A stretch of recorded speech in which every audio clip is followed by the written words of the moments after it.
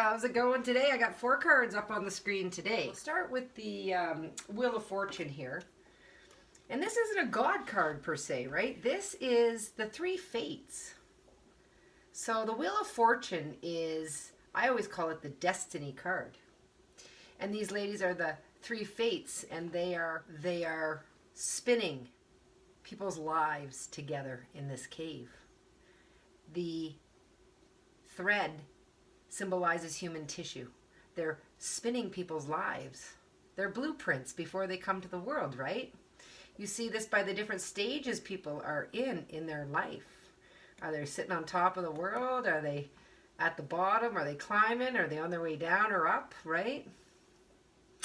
And these 3 Fates, they were not born of any god. So even Zeus was in reverence of them, because they were the children of the night, which was said to be the ultimate creator.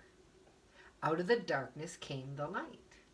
So these 3 Fates were born of the dark, born of the night, and nobody could outrule what they put together in this cave. That's the Wheel of Fortune. Okay, so the Fool in the last card found his comfort in his experience and wisdom and taking a step back to go, okay, it's somebody else's turn. Kind of that midlife to say, I'm going on to the next phase.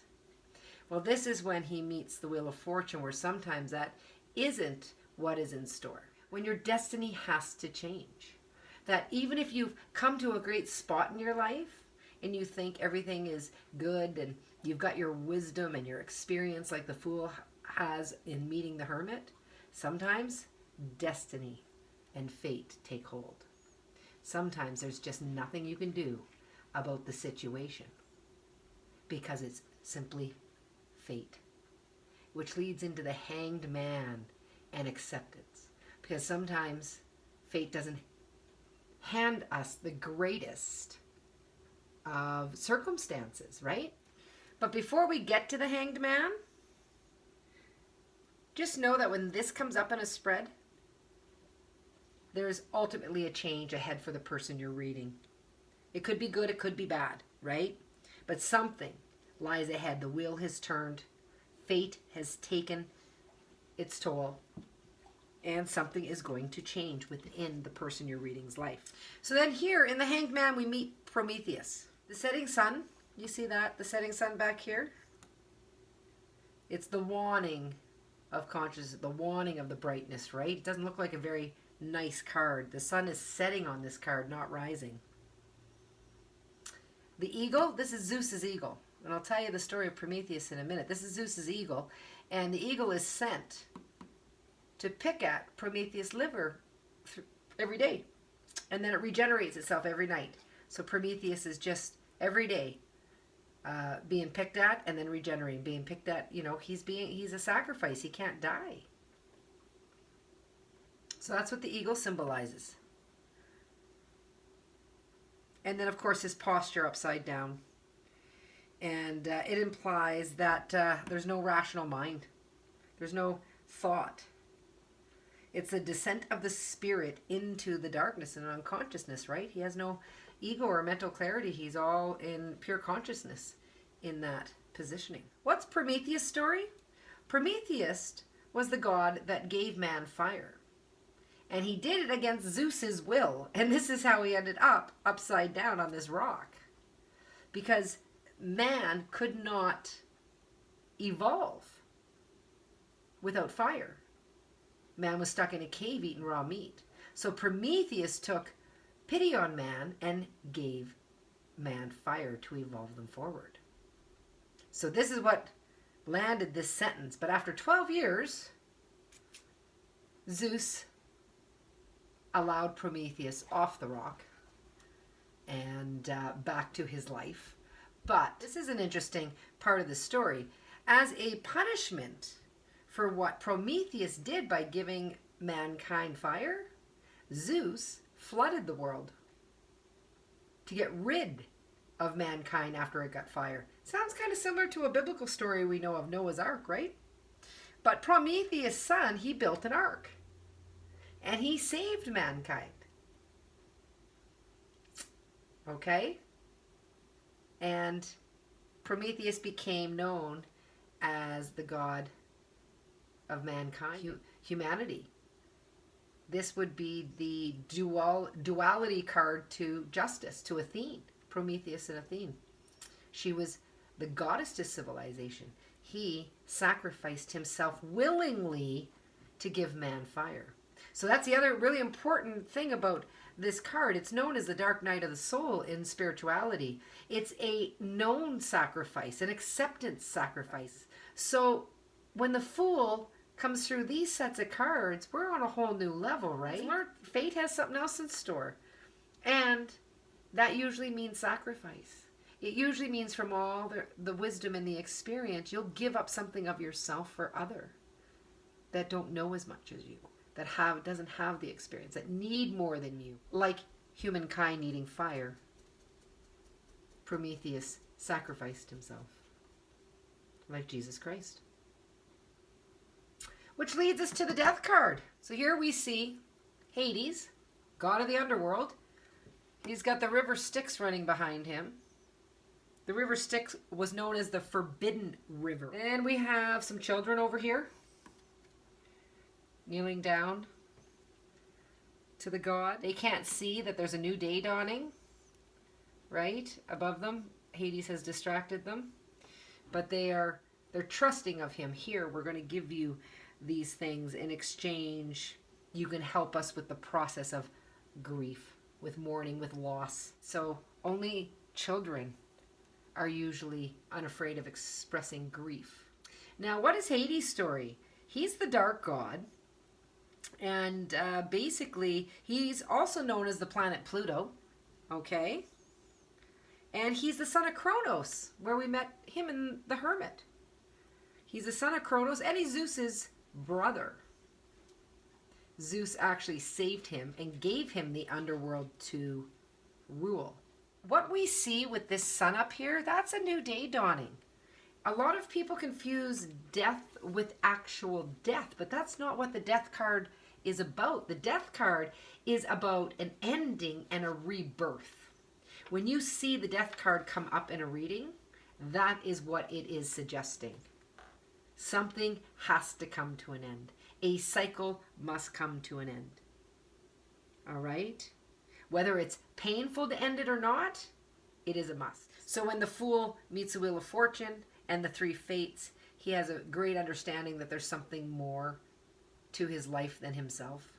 Then, because of this knowledge, because of his understanding of where he plays in the fate of the world, he has no problem in accepting sacrifice into his life for the greater good. And when he meets death, a cycle has complete. He has done this dark night of the soul. He can move on into the new path that the three fates had laid out in front of him without him even knowing. And that leads us to the devil. Once he has come to his ending and he has a rebirth, we meet Pan. Pan is half goat and half man. And the goat representation is of his filthiness, his lustfulness, his dirtiness. That is what goats were represented back in that time. So Pan was a horrid god in the eyes of all the other gods. And he was thrust out into the woods to haunt them and not be seen to bother people. A lot of times, the other gods took advantage of Pan, pretending to be nice to him to get something, one of his powers that he had. And the goat's also known as the scapegoat. So Pan was the scapegoat for a lot of other gods because he was born so ugly. If you look here, he's got people on chains, but their hands are unbound. They're not, they could reach up and take off those chains. And this flute, this pan flute, we call that pan flute, that was made of reeds when he was chasing someone he was trying to capture a beautiful woman, I forget her name, and she turned herself into a reed to get away from his repulsiveness. And so he picked a bunch of reeds trying to find her, and he made that flute. And as you can see in this cave, there is no opening. What does the doorless cave represent? It implies that Pan dwells in the most inaccessible realm of his unconscious, right? He can't escape himself and what he thinks of himself.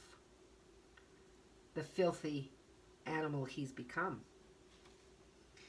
And the dancing figures that he's got on a leash, well, that's represents self-bondage, right? You don't have to be on a leash. You could unchain those chains. Pan is his own worst enemy. So he was manipulated a lot.